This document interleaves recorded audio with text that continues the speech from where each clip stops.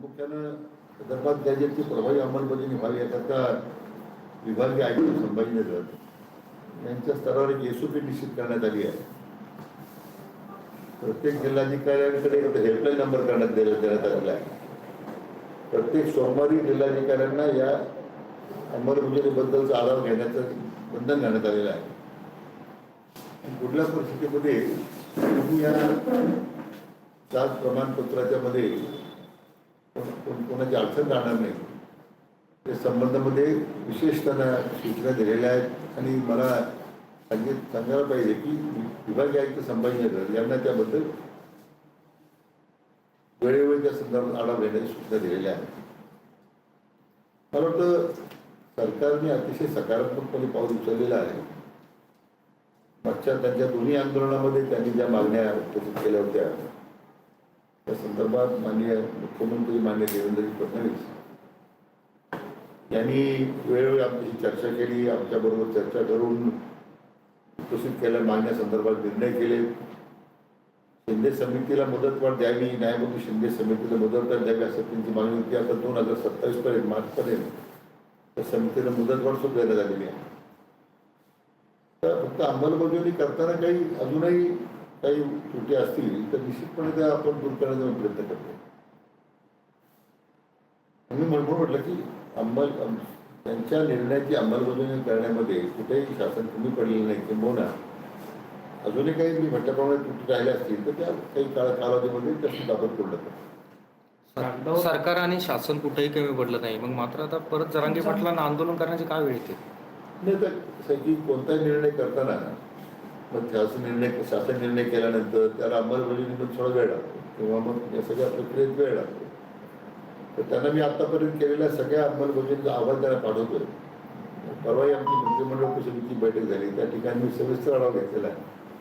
घेतलेल्या निर्णयाची अंमलबजावणी योग्य पद्धतीने सुरू आहे आणि मला वाटतं तो आमचा अहवाल केल्यानंतर निश्चितपणे त्याचं समाधान होईल याची मला खात्री आहे. यावेळेस जरांगे पाटलांनी थेट इशारा दिला, एकतर मी राहील नाही तर सरकार राहील, या पद्धतीचा निर्वाणीचा इशारा त्यांनी दिलाय. कसं पाहता या इशाऱ्याकडे?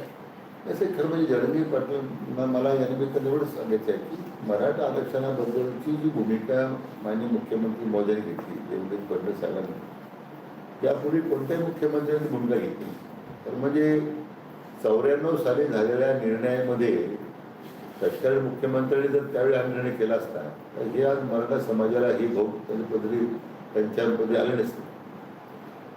आणि म्हणून मला वाटतं की तो 14च्या नंतरचा इतिहास आपण पाहिला. 58 वर्ष निघाले, अनेक आमच्या दुर्दैवानं मराठा समाजाची बरं मृत्युमुखी पडली. तर त्यावेळी मग अतिशय पुढाकार घेऊन आयोगाची स्थापना करून आरक्षण टिकवलं. मला वाटतं ज्यांनी आरक्षण घालवलं त्यांचा प्रायश्चित्त त्यांना मिळालेला आणि म्हणून सरकार अतिशय सकारात्मक आहे. मला वाटतं की त्यांनी व्यक्त केलेली भावना बरोबर आहे, परंतु मी म्हटल्याप्रमाणे त्यांना तशा प्रकारची वेळ येणारच नाही याचा मला विश्वास आहे. सर, जरांगे पाटील वेळोवेळी आंदोलन करतात, सरकार त्यांना शाश्वती देतं आणि आंदोलन सोडवलं जातं. मात्र परत काहीतरी नवीन विषय येतो आणि आंदोलनासाठी इशारा देतात. यातनं कुठेतरी सरकारला वेठीस धरलं जात आहे का? आणि त्यातल्या फडणवीसांना खास करून टार्गेट केलं जात आहे. नाही, असं आहे की त्यांना त्यांच्या मनामध्ये काही त्यानिमित्ताने काही गैरसमज झाले असतील, परंतु मी म्हटल्याप्रमाणे हे सगळे निर्णय हे फक्त माननीय मुख्यमंत्री देवेंद्र फडणवीस साहेबांच्या एक सकारात्मक भूमिकेतून यापूर्वी त्यांनी दिलेला न्याय आणि आता सुद्धा या त्यांच्या प्रश्नाकडे पाहताना त्यांनी घेतलेले निर्णय मला वाटतं कुठेही अशी विसंगती नाही. आणि मला वाटतं की माननीय फडणवीस साहेबांच्या संदर्भात त्यांच्यामध्ये असणारा जो गैरसमज आहे, माझी त्यांच्यावर चर्चा झालेली आहे, तो बऱ्यापैकी दूर झालेला आहे. तर म्हणजे त्यांना माझी विनंती करायची की ज्यांनी आपल्याला दिलं आहे, मान्य केलं आहे, त्यांच्याबद्दल तर आपण नेहमीच त्यांच्याबद्दल आपण सकारात्मकच बोललं पाहिजे. जरांगे पाटलांना असं वाटतं की कुठेतरी ओबीसी नेते मंत्री जे आहेत हे सरकारवरती दबाव टाकतायत आणि ज्यातनं मराठा समाजाला आरक्षण दिलं जाऊ नये, मंत्रालय दिलं जाऊ नये, अशा प्रकारची त्यांची कुठेतरी मानसिकता झालेली दिसते. मराठा समाजाचे नेते किंवा मंत्री यांनी समाजासाठीच फक्त बोलावं अशा प्रकारची देखील त्यांची अपेक्षा. नाही, असं कुठे ओबीसी समाजाचं किंवा त्यांच्या नेतृत्वाला दबाव नाही.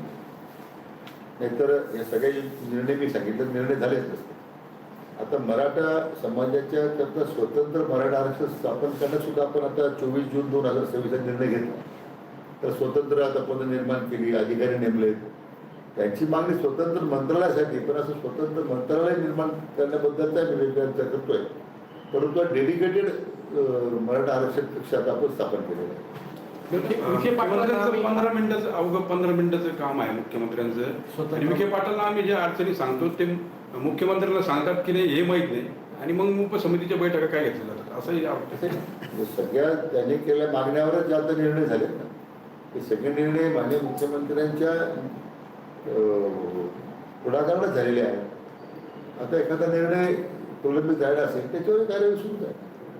तर पुढे 58 लाख नोंदीबाबत आपण त्यांची भेट घेणार का? नाही, 58 लाख नोंदीची संपूर्ण माहिती त्यांना आपण दिलेली आहे. त्यांची मागणी होती की मला सगळी माहिती द्या.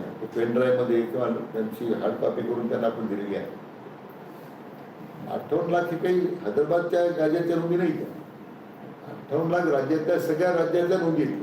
आणि त्याच्यामध्ये बहुतांश ठिकाणी कार्यवाही झालेली आहे आणि त्याबद्दलचा त्यांना आवाज देतोय. परंतु हैदराबाद राज्याच्या